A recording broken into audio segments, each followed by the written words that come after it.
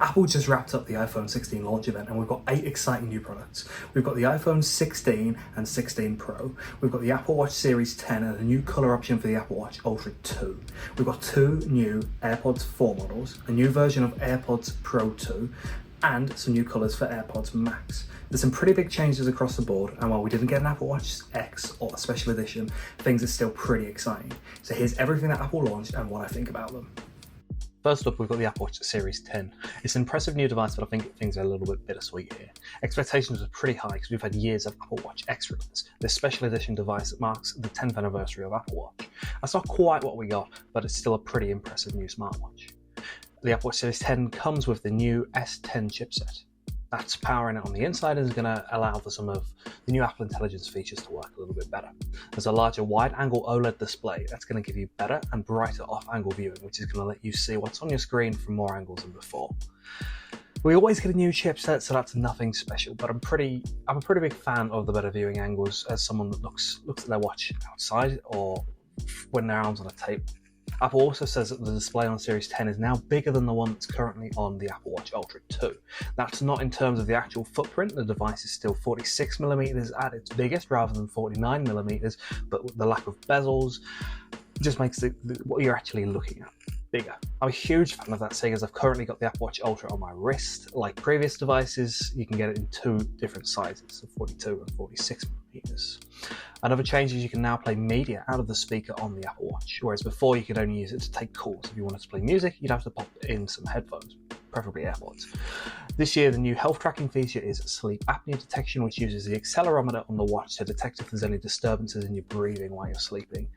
I don't actually have sleep apnea, so this is probably not going to be all that useful for me, but I do know people with it that might be swayed to an Apple Watch simply because of this. A new titanium model replaces a stainless steel option for the Apple Watch Series 10. It's offered in natural, gold or dark slate colours. Unfortunately, there's no brushed titanium option for the Series 10 like the one on the Apple Watch Ultra, only polished, so I'm probably not going to pick this one up. Speaking of the Apple Watch Ultra, we didn't get an Apple Watch Ultra free like we expected. Instead, the Apple Watch Ultra 2 is sticking about, but it now comes in a satin black finish. I've been pretty excited about this new colour since we first heard rumours about it, but I've grown more fondly of titanium recently thanks to a natural titanium coloured iPhone and ring accessories and all sorts. So I'll probably be sticking with the original colour option, but I'm glad to see the black edition finally make its debut. Unfortunately, we didn't get an Apple Watch SE 3rd gen, which I was expecting. That's a little bit disappointing because the Apple Watch SE 2nd gen came out in 2022, so it's a couple of years old now. It would have been nice to get a refreshed version for this for anyone looking for a more affordable Apple Watch, but we didn't quite get it. There were rumours of it having a plastic body, which would have been more durable, but perhaps a little cheaper feeling, so maybe this was a good thing. Alongside the Apple Watches, there's a new range of Milanese bands to complement the new titanium watches. They're made for Apple Watch Ultra 2 in the new colour, but they're backwards compatible, so you can use them with anything. I'm definitely going to be picking one of those up because I love the titanium straps and I've always loved the Milanese mesh elsewhere, right? So $129 is still a little bit pricier than those ones, but it does make AirPods a lot more accessible for anyone that doesn't want to shell out hundreds of dollars, right? But, and pretty big but here, the AirPods lineup is now way too confusing. AirPods 4, both versions, have the same name. One has ANC, active noise cancellation, and it's $179, while the other doesn't have it and is a lot cheaper. AirPods Pro 2, thanks to a new version unveiled at this iPhone 16 event, can now be had in 3 different configurations. You can get it with a Lightning case, a MagSafe and USB-C case, and the USB-C case with the new hearing features, the ones just shown off at the iPhone 16 event. Then there's the AirPods Max at the high end. We didn't quite get a second version of these at the iPhone 16 event, but we did get USB-C and some new colours. So try explaining all that to your grandma in less than 20 words, right? Apple is using the same name for far too many devices at once. The $129 AirPods 4 should be AirPods SE or something. AirPods 4 should keep the name.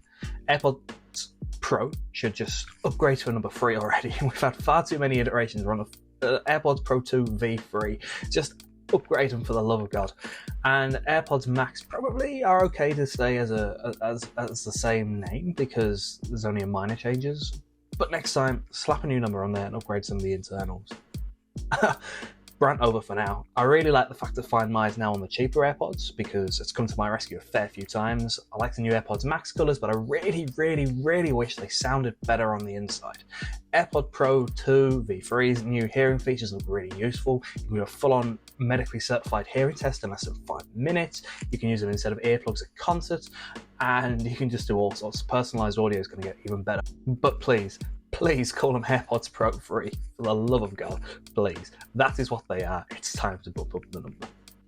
And then we come to the main event, the iPhone 16.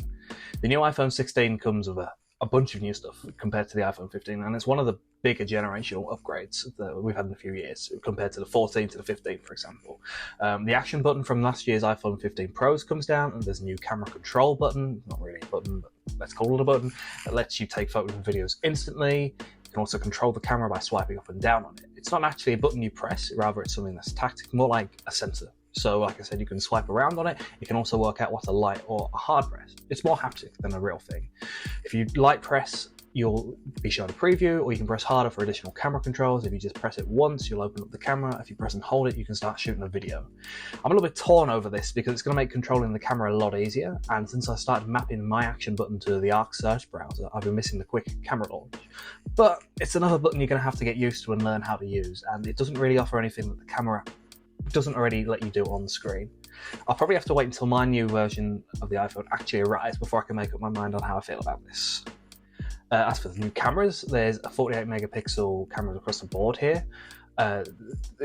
Apple promises better aperture and snappier photo taking speeds with this. There's the ability to record spatial video or spatial photos, which is pretty impressive for a non-pro device, but if you don't have an Apple Vision Pro headset, pretty use for you. Also, is this new camera bump giving anyone major Wally vibes?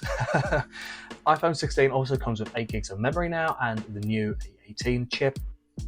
This is a lot faster than the previous version, up to 30% faster than the A17 chip on the GPU and up to 15% faster than the CPU on the A17. It's got a ton of different upgrades on the inside. There's now better performance when you're trying to play games, whatever games there are on iPhone, and the Neural Engine was a big focus for all those Apple Intelligent features that are coming later this year in iOS 18.1, which will be rolling out in October. But it still comes with 128 gigabytes base storage. That is infuriating because we're in 2024 and people need more than 128 gigs of storage on their phone. They just do. But, I mean, did you really expect anything different? Because Apple's been doing this for years as a way to differentiate from the Pro models. This year's selection of colours certainly makes a statement. The new iPhone 16 options are certainly a lot bolder than the muted pastel colours on last year's iPhone 15s, which is something lots of people criticised. The new ultramarine blue colour is my personal favourite, but the pink and the green options are pretty cool too. There's also black and white you can pick from. And then we come to the iPhone 16 Pro Max and its smaller sibling, the iPhone 16 Pro, which is where my particular focus is, since it's the device I'm actually going to be buying on Friday. Screen sizes have actually gotten bigger from the iPhone 15 Pros, now growing from 6.1 inches and 6.7 inches to 6.3 and 6.9 inches respectively. But the devices aren't actually any bigger. Apple has instead shrunk down the bezel, so you're gaining the extra 0.2 inches of screen real estate on a device that's the same size. This is fantastic because I've always wanted the Pro Max to get that bigger screen, and I don't want a phone that's actually any bigger than that because you're starting to get a bit too big. So getting extra screen real estate from something that's on the same size is fantastic. There's a new Desert Titanium color option which replaces blue titanium from last year. You've still got the natural white and black titanium options. I initially ordered my iPhone 15 Pro Max in blue, but then quickly switched to natural titanium to match my Apple Watch Ultra. I'm really glad I made that decision. But the new Desert Titanium is pretty tempting to me, which is going to be a hot take, I know. Most people are criticising the colour, saying it looks like a horrible brownish, bronzy, gold mess, but I'm actually rather fond of it. I said what I said. Both of the cameras on the iPhone 16 Pros are now 48 megapixels. The main ones, that's the ultra wide and the regular camera.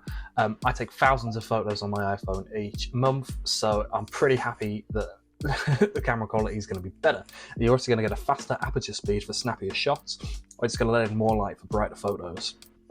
I've been using the 5x tetraprism camera that was on the telephoto lens on the iPhone 15 Pro Max last year. But it's now available on the smaller iPhone 16 Pro, which is fantastic. It should have been there from the beginning, in my opinion. You get a bunch of other camera upgrades that come with the camera control button from the smaller one, and some video changes. You can now use AI to remove wind noise from your videos, which is fantastic. And the other big feature is 4K slow-mo filming at 120 frames per second.